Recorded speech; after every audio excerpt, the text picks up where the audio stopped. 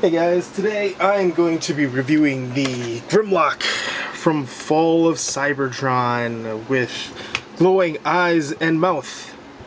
As you can see, according to this cool drawing of the CGI rendered Grimlock from Fall of Cybertron. Alright, anyway, so it comes with two batteries, ages 5+.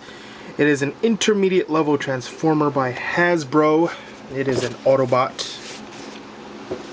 It is apparently number 3 in the set, if you care. Let's read the character bio. Grimlock. There was a time when the rage that boils within Grimlock would have driven him straight to the ranks of the Decepticons. But while his flawed manner of speaking may make him sound strange, he's smart enough to recognize a bully when he sees one. And Grimlock doesn't like bullies. It's this that fuels his dedication to fight against the Decepticons. Since here you see his strength is a 10, intelligence is like 7, speed extremely slow around 6, endurance 10, and you know, all this other stuff tells you to join online. Here are the other toys you can purchase. Alright, so as you can see here, the 3 Grimlocks that I could find that I own. Here's the animated series Grimlock, here's the Classics line Grimlock, and here is the Fall of Cybertron Grimlock.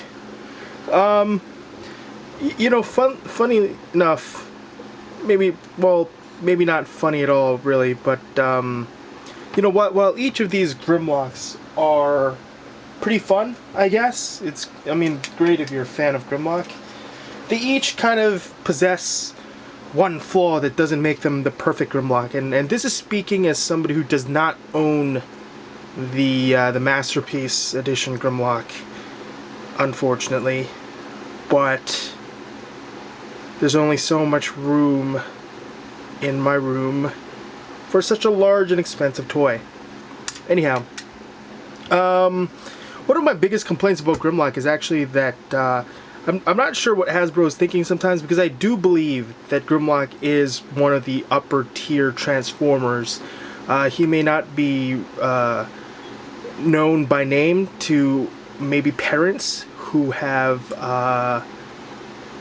seen the movies with their children, but I think Grimlock is a character that all children kind of inherently love, regardless if he appears in a lot of episodes, because Grimlock is a giant transforming robot Tyrannosaurus Rex, and I don't think there's anything kids want more than that. I mean, kids may want Optimus Prime by name, but ultimately the play value that you get out of transforming a robot into a truck is somewhat limited, and they just keep on reprinting small sizes of that, medium sizes of that, large sizes of that, when I really don't think the look of a truck can benefit from being 3 feet long, because ultimately they're cars, and cars should play well with each other.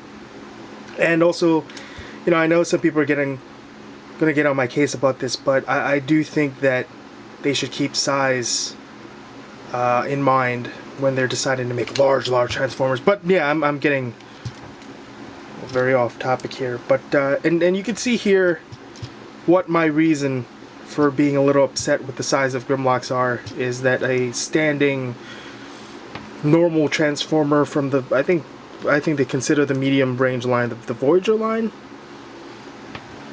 Grimlock's the same size as everything. Now, just looking at this, wouldn't you want some huge 2 foot tall Grimlock to just tower over everything? Because that's what I would want, and I still didn't get it. Although I guess I could have gotten the Masterpiece, but then I also feel sort of wrong playing with the Masterpiece toy. I bought, what was it? Did I buy Starscream? Yeah, I think I bought Starscream or something, and I just wasn't, the plastic seemed a little bit too thin, and I felt as if when I was transforming it I would break it at any point, so I ended up selling it. So I'm not gonna make that mistake again. So getting rid of Jazz there.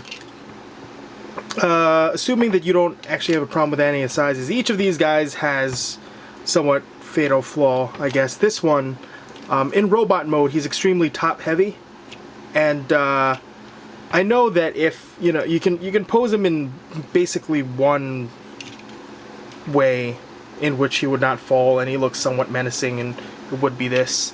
He has a cool chomping ability, which I thought was great, which doesn't work too great on my Fall of Cybertron version, but yeah. Other issues, even though I know it's faithful to the animated version, the tail seems a tad too small. I think if it was larger, it also would have had an easier time standing up. But yeah, extremely top heavy, very stylized, so it wouldn't mesh well with the more serious Transformers looks. It's very animated, so I'm gonna get rid of that because we're not gonna really review that. Just wanted to get this out of the way. And here is the Classics version, devoid of too much issues. As you can see, there's no gaping chest cavity, as we'll get into the reasoning for that in a bit. It stands well. The unfortunately, the tail looks a little bit small, and it's I think it turns into a weapon. Like, you take it off and then he holds it as a whipping device, but it just sort of looks awkward. But yeah, I mean, if you're a big fan of Grimlock and you didn't want to spend a whole lot of money, I would still suggest this one. But now, going on to the review of the Fall Cybertron version. I'm not sure whether it's a quality control issue, and maybe just mine is like this, but when I click this button, his mouth really doesn't open as much as I would have hoped, and you can kind of see how much I feel like it should have opened if I allow gravity to help out here.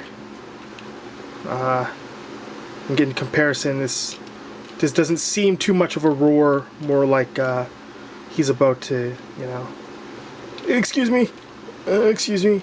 I wouldn't do that if I were you. Yeah.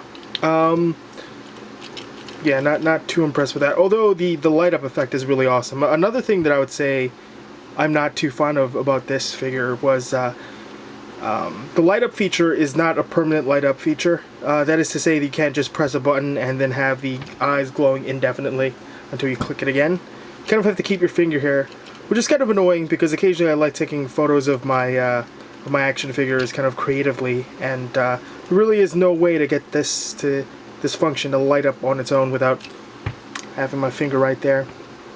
For playtime, it'd also be nicer if the button was a little bit lower too. It seems a little... Anyway, another issue, I guess, is the tail seems extraordinarily large because it's his feet. It's both his legs.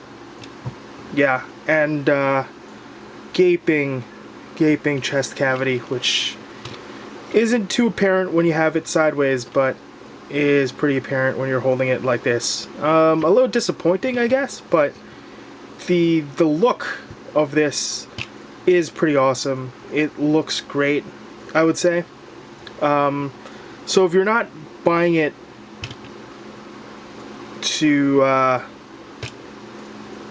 I don't know, if you're not going to be too picky about it, you just want a Grimlock, I think this will do. Another gripe would also be, again, it could have been quality control issues, but his legs don't really snap into place as firmly as I would like, so it's kind of like wobbly, and it shares the same issue kind of when it's in robot mode as well. The robot mode transformation is pretty easy, and so rather than having a jump cut, I'm just gonna do this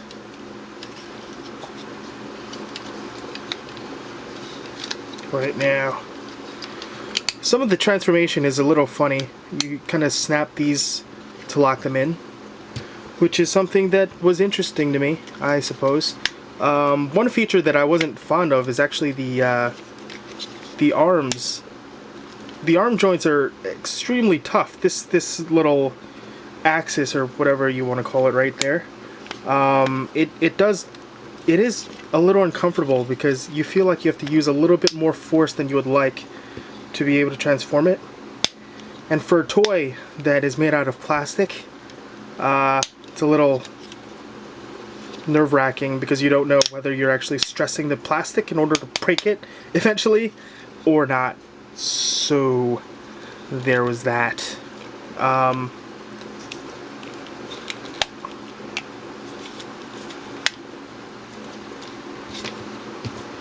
Simple enough. I think I may be missing something here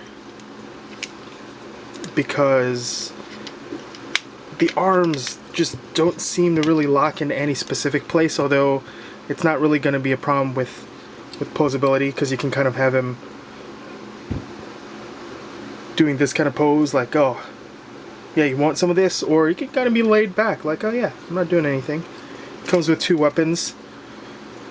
This pretty neat orange plastic sword, and then this shield, which is kind of stupid looking. And it would be really nice had this shield snapped into his robot mode chest area in order to cover that gaping chest wound that he has. But yeah,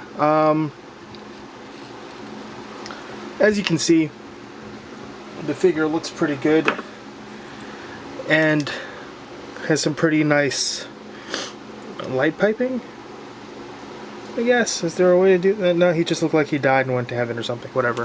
But the cool thing is that if you press the dinosaur head, somewhat cumbersome,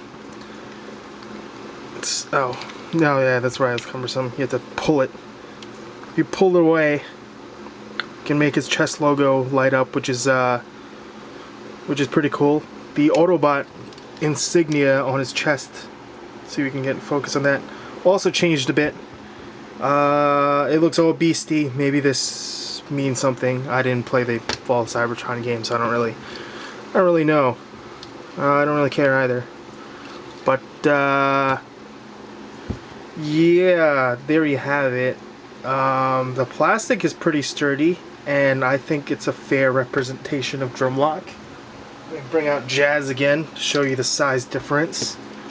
And this is where the size difference in robot mode doesn't really bother me, but I guess when he's all hunched over like a T-Rex, it would bother me a lot more. So yeah, I mean, this seems like a good scale between these two guys.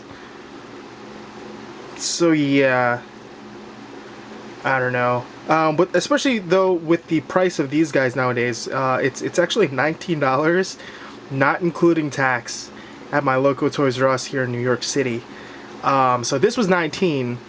However, at Kmart, also in New York City, this is $21.99, which equals just about $23, including tax. So there's maybe a $2 difference between these two figures. And so if you can get your hands on a retail priced Grimlock, I would definitely do it. I saw prices on Amazon were up to $35, and I guess that's pretty ridiculous considering I don't think these toys are really worth the price of that. And this is mainly coming from somebody who always takes all kind of prices into consideration. If I were to buy the Fall of Cybertron game for my PS3, paying $40 for a toy would almost pretty much get me the game, and I'm almost certain that I can play the game more than I would with an action figure, since I do just kind of pose them once and leave them on my shelf until, you know, I get another toy that I feel like displaying. So for display piece, yeah, 23 seems fine, but 40 or dollars, it seems like a bit much. But yeah, so there's my largely useless review. If you like it, then you like it. And if you can't find it in stores and you really want it for $35, then click the link below to my Amazon account and purchase it for yourself. But as I said, just, you know, if you can find it at retail price, you know, go for it. I think it's a great price for the figure.